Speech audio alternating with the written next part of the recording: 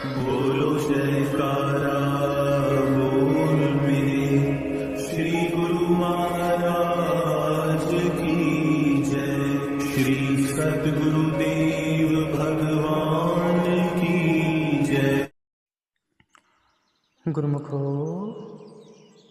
जो जीव अपने जीवन को सचमुच अच्छा बनाना चाहते हैं, उन्हें भक्ति मार्ग पर चलने के लिए साक्षात हुजूर सद्गुरुदेव जी की शरण में आना चाहिए। सच्चा नाम तो बहुत बिरले लोग जानते हैं। यह एक ऐसा गुप्त रहस्य है जो पूर्ण सद्गुरु के हृदय में गुप्त रहता है और केवल उन्हीं को बताया जाता है जो उनकी शरण में आकर विनय पूर्वक प्रार्थना करते हैं। संत कबीर साहिब जी कहते हैं, आदि नाम निज मूल है और मंत्र सब डार। कहे कबीर निज नाम बिनु बूढ़ी मुआ संसार। कोटि नाम संसार में ताते मुक्ति न होए। आदि नाम जो गुप्त जपे बुझे बिरला कोय। अर्थात आदि नाम जो गुप्त है वही सच्चा मंत्र है। इसलिए हे साधक, अन्य सभी नामों और मंत्रों को छोड़ दे। उस नित्य नाम को जो कि गुप्त है उसे कोई विरले ही जानते हैं, क्योंकि ईश्वर की विशेषताएं असंख्य हैं। इसलिए इसके नाम भी असंख्य हैं। एक विशेष नाम जो नित्य है और उसका सच्चा नाम जाति नाम है, वह संतों के पास है। उसे वह केवल अपने श्रद्धालु भक्तों को ही बताते हैं।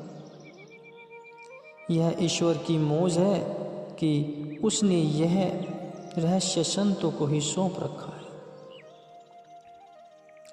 लोग यह कहते हैं कि धार्मिक जीवन बिताने, व्रत आदि रखने, तीर्थ स्थानों को भ्रमण करने, पवित्र नदियों में स्नान करने और उदारता पूर्वक दान देने के बावजूद भी उन्हें आनंद और मानसिक शांति प्राप्त नहीं होती। मन सुख की खोज में इधर उधर भटकता हुआ चलायमान रहता है और मालिक के आनंदमय रूप पर स्थित नहीं होता। भौतिक जगत की सभी खुश सुख और सुविधाएं उनके पास बहुते में बहुत होते हुए भी भीतरी आनंद, जिसका संत अपने उद्देश्यों में प्राय उल्लेख करते हैं,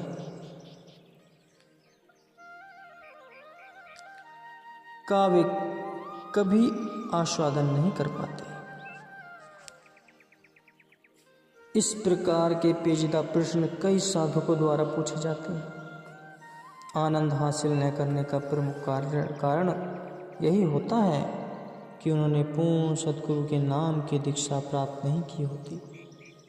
चाहे जो भी हो, धार्मिक कार्य वह कर लें, जैसे मंत्रों का जाप, भजनावली, गान, श्रोतों का गायन या दान देना आदि, यह सभी बाह्य क्रियाएं हैं और इंद्रियों द्वारा होती हैं। आनंद न किसी बाह्य विषय में है और न ही ऐसी क्रियाओं में जहाँ मन को इंद्रियों द्वारा इसे प्राप्त करने के लिए बाहर जाना पड़े। जब तक मन आनंद पाने के लिए बाह्य जगत में भटकता रहेगा, तब तक वह रस भोग के अपने स्वभाव को नहीं बदल सकेगा। साधक चाहे कितनी बार राम राम जप ले, परंतु वह कहीं नहीं पहुंच पाएगा। राम राम साधु को कहे, कहिए राम न होए। गुरु प्रसादी राम मनी बसे ता फल पावे को। अर्थात सभी राम राम रटते हैं, परंतु रटने से ही किसी को शांति नहीं मिल सकती। जिन्हें सद्गुरु से नाम प्राप्त है, केवल वही अपने धार्मिक कार्यों का फल पाते हैं और राम के भक्त कहलाते हैं। हम सब मालिक की महिमा सुनते हैं और उसे कई नामों से पुकारते हैं, परंतु हमें उसका पूरा फल नहीं मिलता। ऐसा क्यों? तो गुरुमुखो, पहले तो जो नाम हम जपते हैं या जो धार्मिक कृत्य हम करते हैं वे हमारी अपनी इच्छा अनुसार होते हैं और उनका निर्देशक होता है हमारा मन। मालिक या सद्गुरु के वचनों का हम दृढ़ता से पालन नहीं करते, इसलिए हम धर्म के नाम पर जो कुछ भी करते हैं वह सब मन के दायरे में ही होता है।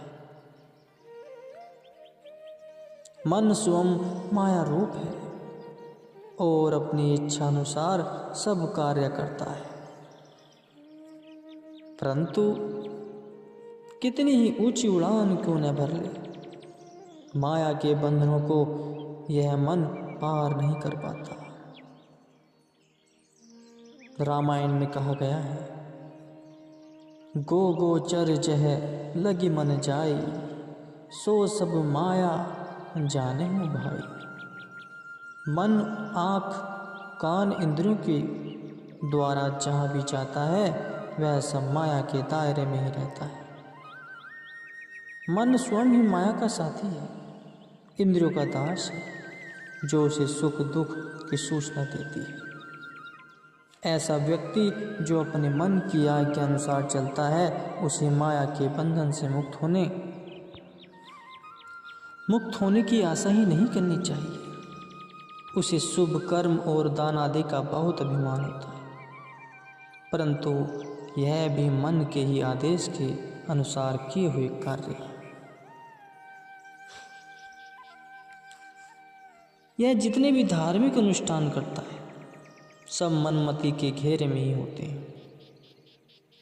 निस्संदेह जीव के यह सभी कर्म और उद्देश्य शुभ होते हैं, परंतु कभी मन और माया द्वारा नियंत्रित और परिचालित होते हैं और जीव के सभी शुभ कार्यों को मन का ही प्रभुत्व होता है।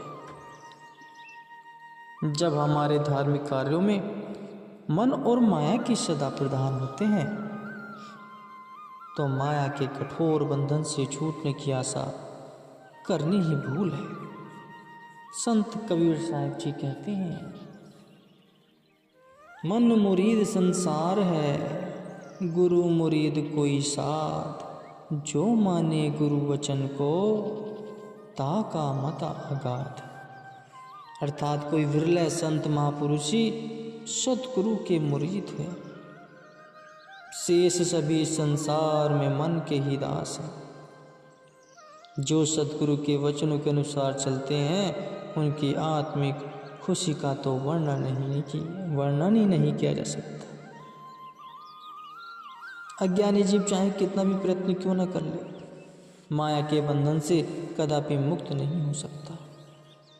अज्ञानता का अर्थ है अंधकार।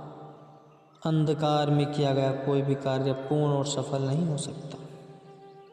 ऐसे व्यक्ति अपनी उन्नति के लिए कुछ नहीं कर पाते। जैसा तुम बोओगे वैसा ही काटोगे, यह एक पुरानी कहावत है। इस तथ्य से कोई इनकार नहीं कर सकता कि शुभ कर्मों का फल अच्छा ही मिलेगा, परंतु यही कर्म यदि मन के कहे अनुसार न करके पूर्ण सद्गुरु की आज्ञा अनुसार किए जाएं तो उनका परिणाम निश्चय ही बड़ा शानदार होगा और स्वाभाविक ही वे शुभ फल देने वाले होंगे। गुरुमुखो।